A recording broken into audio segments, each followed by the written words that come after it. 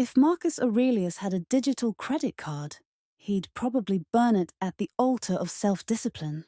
This was a man who ruled the most powerful empire on earth, yet chose to sleep on the floor, eat simple meals, and remind himself every day, everything is temporary, even wealth. Now imagine this. We take him and drop him in a 21st century shopping mall. Everywhere he looks. Buy now, pay later campaigns, ads, endless discounts, dopamine traps.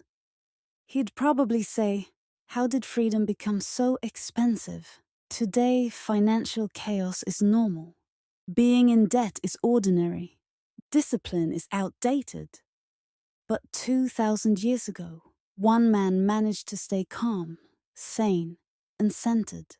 And he wrote down how he did it. Not to get likes, not to gain followers, to survive. That book is Meditations, and its ideas may be more necessary today than ever before. Marcus Aurelius was born in 121 CE. He came from a wealthy family.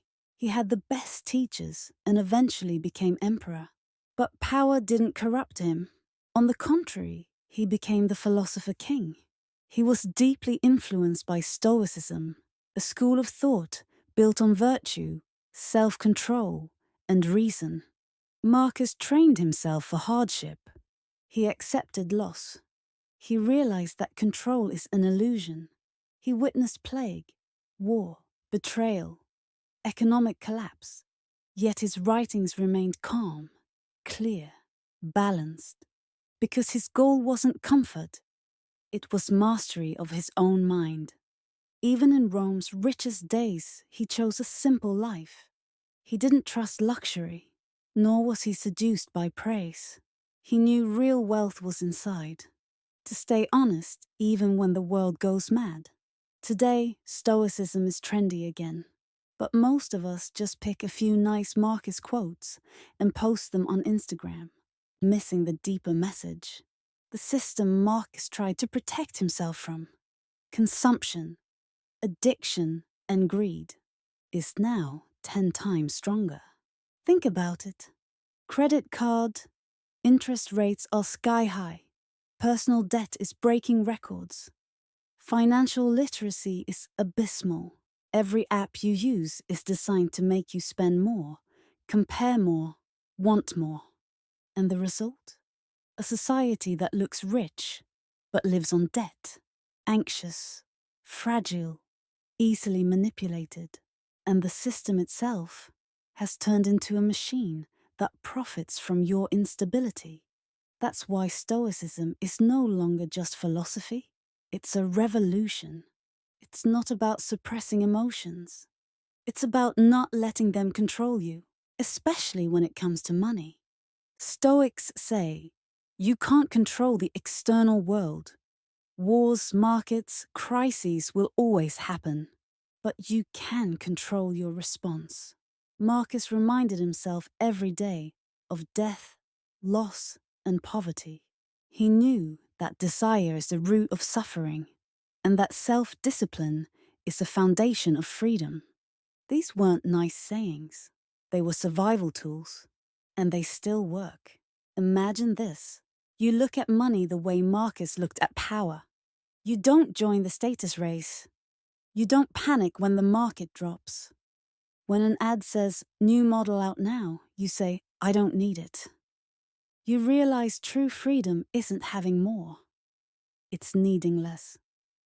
That's not just minimalism. It's rebellion against the modern economy. Because think, if everyone stopped consuming, the system would collapse. The economy depends on endless desire. To say enough is dangerous. Self-control isn't profitable. But that's exactly what Marcus did. He saw luxury not as a reward, but as a test. He said comfort softens people, and entitlement rots the soul. And true wealth is the one thing that can't be taken away.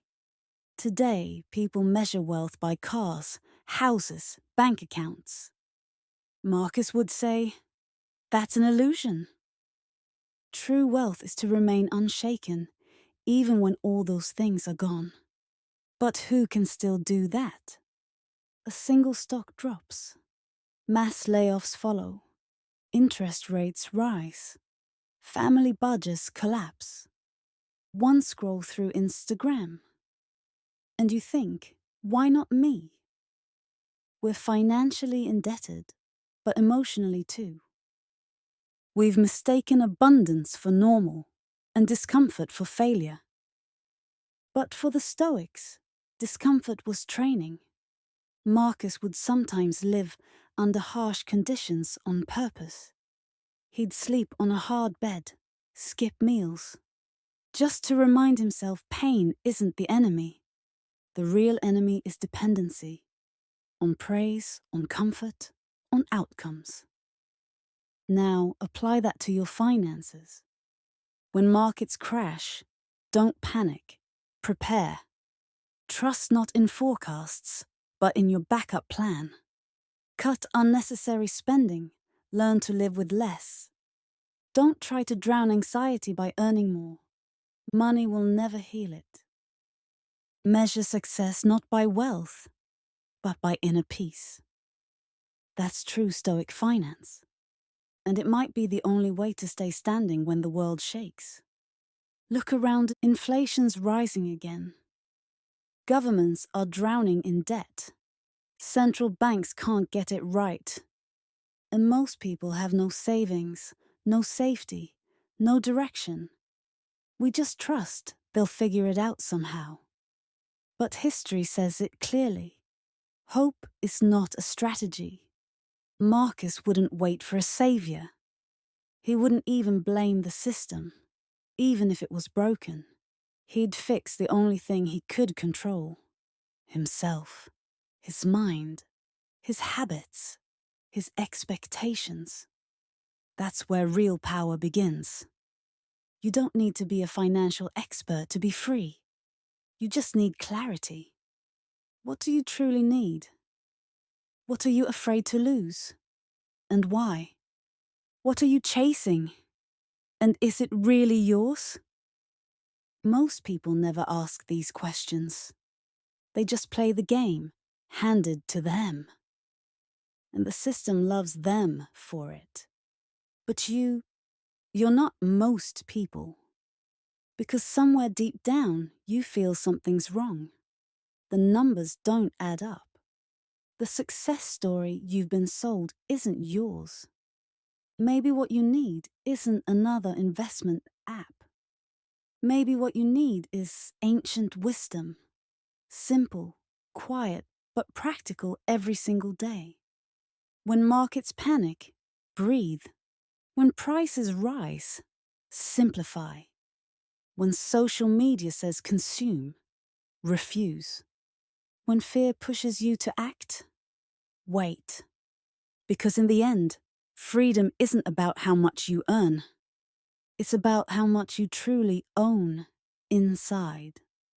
Marcus Aurelius never had a credit card, but he knew the price of being a slave to your desires.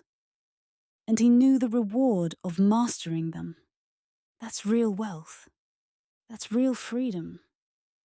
And that's how you survive chaos, ancient or modern. If any of this stirred something in you, follow along. Because history already gave us the answers. I'm just here to show you where to look.